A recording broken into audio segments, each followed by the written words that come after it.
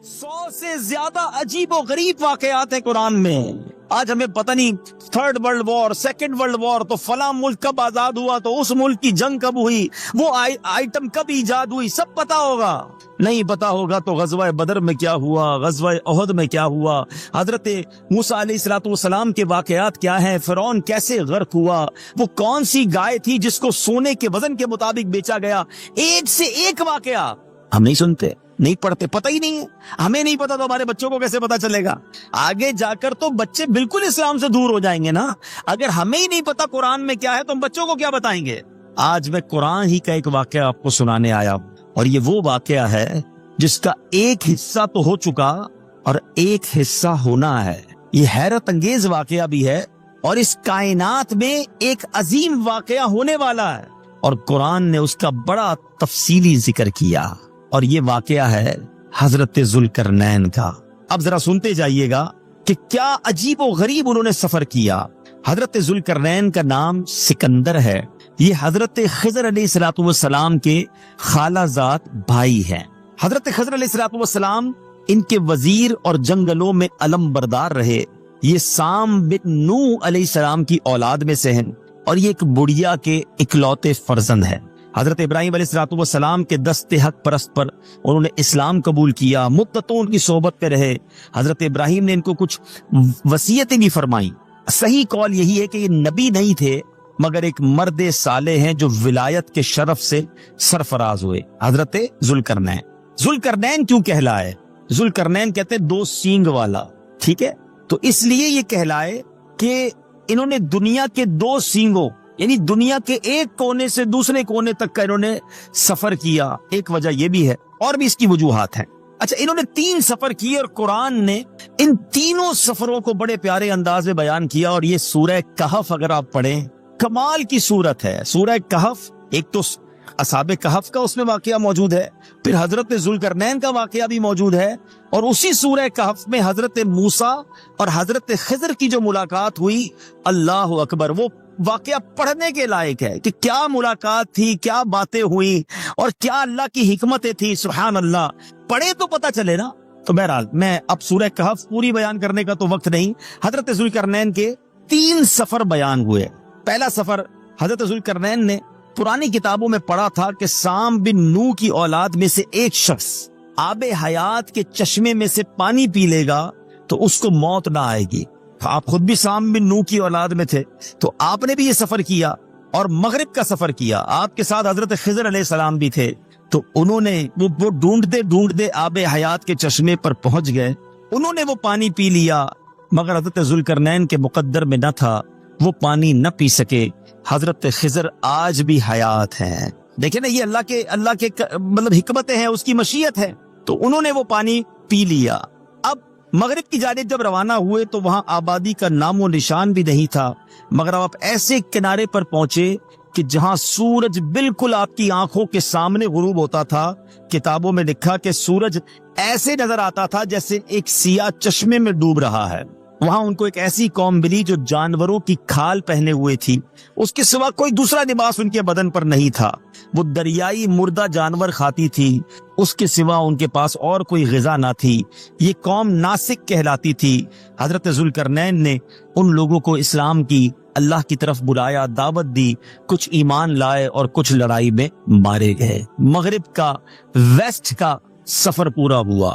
اب اس کے بعد آپ نے مشرق کا سفر فرمایا, ایسٹ کی طرف آپ نے سفر کیا, اور ایسی جگہ پہنچ گئے جہاں سورج طلوع ہوتا ہے, سورج نکلتا ہے. اگر آج یہ سفر کتنا بڑا سفر تھا کہ اگر آج دنیا کا نقشہ لے کر بیٹھے نا, تو رائٹ ہینڈ پر یعنی ایسٹ کی طرف جائیں تو فجی آئی لینڈ, آسٹریلیا, نیوزی لینڈ سے بھی آگے فجی ہے, اور اس کے بعد پانی ہی پانی ہے. دنیا یہاں پر ختم ہو جاتی ہے.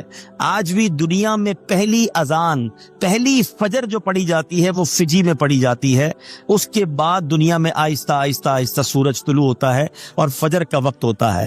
تو رائٹ ہینڈ سائڈ پہ جہاں آسٹریلیا ہے, نیوزی لینڈ ہے, پھر آگے جا کے فجی ہے. اور اگر ویسٹ سائڈ پر دیکھیں تو یہاں پر امریکہ کے جو آخری شہر ہیں سین فرانسسکو, آگے چلے جائیں تو کیلیفورنیا, اگر کینیڈا کی طرف سے جائیں تو کیلگری، یہ اینڈ آف دا ورلڈ ہے. بات کہیں اور نکل جائے گی، مگر ایک آپ کو خوبصورتی کی بات بتا دوں کہ آپ کی دعوت اسلامی کا کام فجی میں کے دونوں کونوں پہ الحمدللہ تہدید سے نعمت کے لیے عرض کرتا ہوں، میں بھی ان دونوں ملکوں میں اس مقام تک جا چکا ہوں دعوت اسلامی کے مدنی قافلے کی وجہ سے کہ آج فجی میں بھی دعوت اسلامی کا اجتماع ہوتا ہے. الحمدللہ وہاں دنیا کی پہلی صبح فجر پڑھنے کی بھی ہمیں سعادت ملی تھی. اور سین فرانسسکو اور جب کیلیفورنیا گئے تو وہاں بھی دعوت اسلامی کا مرکز، لاس اینجلس میں بھی دعوت اسلامی کا مرکز بن چکا ہے. یہ ساری جگہیں اگر نقشے پہ آپ دیکھیں گے تو اینڈ آف دا ورلڈ ہے. حضرت ذوالقرنین سفر کرتے کرتے، آج اگر جہاز میں کوئی سفر کرے نا، آپ ذرا سمجھیے گا یہ سفر کتنا مشکل ہوگا کہ فجی جو ہے اگر پاکستان سے طیارہ اڑتا رہے تو فجی پہنچنے کے لیے اس کو بغیر رکے بھی 20 گھنٹے چاہیے گے. 20 گھنٹے نان اسٹاپ فلائٹ ہو، اور ایسی کوئی فلائٹ نہیں ہے، وہ دبئی سے جاتی ہے نیوزی لینڈ اور پھر آگے فجی جانا پڑتا ہے.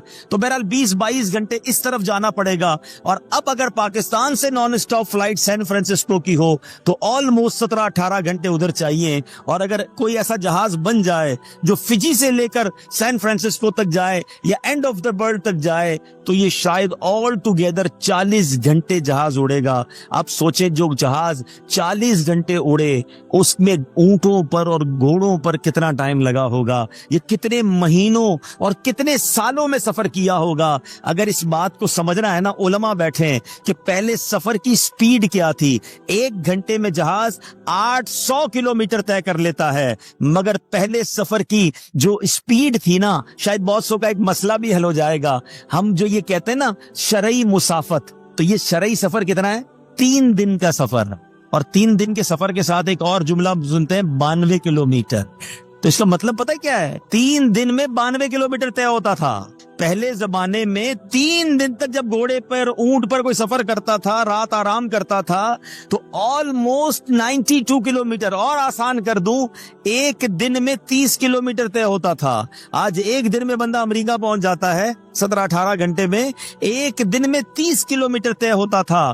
اب بتاؤ یہ حضرت ذوالقرنین کا سفر کیسا تھا کہ آپ نے دنیا کے ایک کونے کا بھی سفر کیا، دوسرے کونے کا سفر کیا. اب جب آپ مشرق پہنچے، سبحان اللہ، تو وہاں کیا ہوا کہ وہاں پر ایک ایسی قوم تھی کہ جیسے ہی سورج ڈھلتا تھا وہ غاروں میں گھس جاتے تھے. آپ نے ان کے ساتھ بہترین سلوک کیا، اسلام کی دعوت دی، کچھ ایمان لائے، کچھ گرفتار ہو گئے. اب تیسرا سفر بھی کیا. وہ سفر میں بھی نہیں کر سکا، اور وہ آج شاید کوئی کر بھی نہیں سکتا، کیونکہ وہ نارتھ کا سفر تھا. وہ انٹارکٹیکا آج اگر ہم اپنے نقشے میں دیکھیں تو جو دنیا کی جس کو آپ کہیں کہ اونچائی ہے، برفانی علاقہ ہے. اللہ جانتا ہے حضرت ذوالقرنین کہاں گئے تھے، کیونکہ سفر کرتے کرتے کرتے آپ ایسی جگہ پہنچ گئے کہ جہاں وہاں کے رہنے والوں نے آپ سے شکایت کی کہ یہاں تو ایک بڑی عجیب و غریب قوم رہتی ہے جس کو یاجوج ماجوج کہا جاتا ہے. حضور یہ بڑے ظالم ہیں، یہ ہمارے سارے جانور کھا جاتے ہیں، کیڑے مکوڑے بھی کھا جاتے ہیں، بات بات پر خون خرابہ کرتے ہیں، ہمیں اس قوم سے بچائیے. حضرت ذوالقرنین نے کہا میری مدد کرو. اور مدد کیا کرنی تھی کہ اب ساری قوم کو آپ نے مزدوری پہ لگا دیا. بہت بڑا جس کو آپ کہیں پہلے کھڈا کیا گیا، آپ نے زمین میں دوسرے لفظوں میں کھدوائی ان سے زمین، اور ان دو اس قوم کو، یعنی یاجوج ماجوج پہاڑوں کے پیچھے رہتے تھے، 2 پہاڑوں کے درمیان ایک ایسی دیوار بنائی جس میں تانبا بھی ڈالا، لوہا بھی ڈالا، جلتا ہوا سیسا پلا کر آپ نے اس کانکریٹ کی دیوار کو بنا دیا.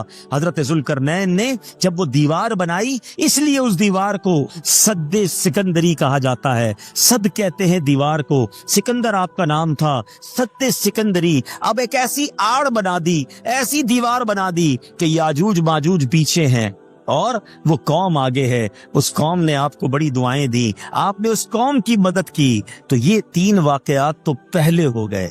اب نبی پاک علیہ الصلوۃ والسلام نے صحابہ کو کیا فرمایا، یہ سننے والی بات ہے. یاجوج ماجوج مرے نہیں ہیں، یاجوج ماجوج ختم نہیں ہو گئے ہیں. وہ روزانہ اس دیوار کو توڑ رہے ہیں، روزانہ کوشش کرتے ہیں. شام ہونے لگتی ہے، تو کہتے ہیں چلو کل پھر آئیں گے، لیکن چونکہ وہ انشاء اللہ کہہ کر نہیں جاتے، صبح آتے ہیں دیوار پھر کھڑی ہو جاتی ہے۔ یہ اللہ کے رازوں میں سے ایک راز ہے۔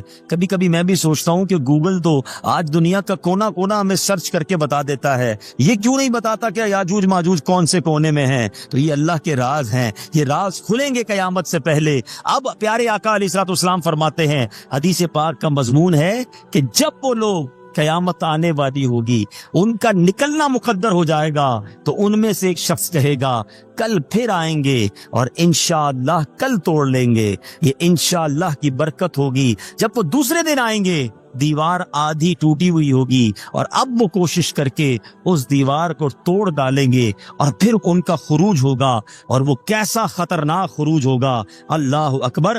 جب وہ باہر آئیں گے، زمین میں ہر طرف فتنہ و فساد پھیلا دیں گے، قتل و غارت کری کریں گے، چشموں اور تالابوں کا پانی پی ڈالیں گے، جانوروں اور درختوں کو بھی کھا ڈالیں گے، زمین پر ہر جگہ پھیل جائیں گے، صرف مکہ پاک، مدینہ طیبہ اور بیت المقدس کو نہ جا سکیں گے، اس میں داخل نہ ہو سکیں گے۔ پھر حضرت عیسیٰ علیہ الصلوۃ والسلام آ چکے ہوں گے، وہ دعا فرمائیں گے تو ان کی گردنوں میں کیڑے پڑیں گے، اور اس کی وجہ سے وہ ہلاک ہو جائیں گے۔ قرآن مجید فرقان حمید میں تفصیلی یہ واقعات موجود ہیں۔ اللہ قرآن میں فرماتا ہے حتی اذا فتحت یاجوج وماجوج وهم من کل حدب ینسلون۔ ترجمہ کنز ایمان، یہاں تک کہ جب کھولے جائیں گے یاجوج و ماجوج اور وہ ہر بلندی سے ڈھلکتے ہوں گے۔ صدر الشریعہ مفتی امجد علی اعظمی کتنی ہیبت ناک اور کیسی کمال کی بات لکھتے ہیں۔ آپ فرماتے ہیں دجال کے قتل کے بعد حضرت عیسیٰ علیہ الصلوۃ والسلام کو حکم الہی ہوگا کہ مسلمانوں کو کوہ طور پر لے جاؤ، اس لیے کہ کچھ لوگ ایسے ظاہر کیے جائیں گے جن سے لڑنے کی کسی کو طاقت نہیں ہوگی۔ مسلمان کوہ طور پر جب چلے جائیں گے تو یاجوج ماجوج ظاہر ہو جائیں گے۔ یہ اس قدر کثیر ہوں گے، ان کی تعداد سوچو کتنی ہوگی کہ یہ بحرائے تبریہ 10 میل لمبے جب سمندر سے گزریں گے تو ایک جماعت گزرنے کے بعد جب دوسری آئے گی تو وہ اتنا پانی پیئیں گے کہ سمندر میں قطرہ بھی باقی نہیں بچے گا۔ تو پیچھے آنے والے کہیں گے یہاں تو کبھی سمندر تھا ہی نہیں، یہ کیسے ہو سکتا ہے؟ اتنا پانی پی جائیں گے، کتنی تعداد ہوگی ذرا سوچئے۔ اسی طرح اب کا فساد، دنیا میں لوگوں کو قتل کریں گے، غارت گری کریں گے۔ جب یہاں فارغ ہو جائیں گے نا، تکبر کا عالم دیکھو، وہ کہیں گے زمین والوں کو تو مار دیا، اب چلو آسمان والوں کو قتل کریں۔ اب وہ کیا کریں گے؟ اپنے تیر آسمان کی طرف پھینکیں گے۔ باہر شریعت میں لکھا ہے وہ تیر خون آلود ہو کر آسمان سے آئیں گے، یعنی معاذ اللہ وہ یہ فیل کریں گے کہ ہم نے آسمان والوں کو بھی قتل کر دیا، دیکھو یہ جب بھی تو تیر خون والے آئے ہیں۔ یہ انہی حرکتوں میں مصروف ہوں گے۔ حضرت عیسیٰ کوہ طور پر مسلمانوں کے ساتھ محصور ہوں گے۔ اب کیا ہوگا؟ اب اللہ کی بارگاہ میں دعا کریں گے، ان سے بچنے کی، ان سے نجات کی دعا کریں گے۔ اس قوم سے لڑنے کی طاقت کسی کے پاس نہیں ہوگی، اتنی بڑی تعداد ہوگی، لیکن اب اللہ کی کرم نوازی سے ان کی گردنوں میں کیڑے پیدا ہو جائیں گے اور وہ سارے کے سارے مر جائیں گے۔ اب یہ کروڑوں کی تعداد میں جب یاجوج ماجوج مریں گے نا تو ان کی لاشیں کون اٹھائے؟ اتنی بدبو ہو جائے گی کہ ان کی لاشوں کو اٹھانے والا کوئی نہیں ہوگا۔ اللہ کی شان دیکھو کہ پھر ایک ایسے پرندے آئیں گے جس سے اللہ تعالیٰ پرندے بھیجے گا جو ان لاشوں کو اٹھا کر کہیں لے جائیں گے۔ ان کے تیر اور کمان اتنے ہوں گے کہ 7 سال تک مسلمان آگ جلائیں گے، تب جا کے وہ تیر کمان سارے جل پائیں گے۔ سوچو یہ کتنی بڑی تعداد ہوگی۔ اب یہ واقعات اس کے پیچھے علماء نے جو لکھا، میں یہ بیان کروں تو بات بہت طویل ہو جائے گی۔ میں صرف یہ واقعہ میں نے کیوں سنایا آپ کو، ایک تو چلیں یہ معلومات ہونی چاہیے۔ اللہ تعالیٰ مجھے اور آپ کو دجال کے فتنے سے بھی بچائے، ہماری آنے والی نسلوں کو بھی بچائے، یاجوج ماجوج کے فتنے سے بھی بچائے۔ حضرت عیسیٰ کے اس گروہ میں جو کوہ طور پر جائے گا، ہماری نسلوں میں جو بھی حیات ہو، اللہ اس گروہ میں ہمارے بچوں کو، ہماری آنے والی نسلوں کو شامل فرمائے۔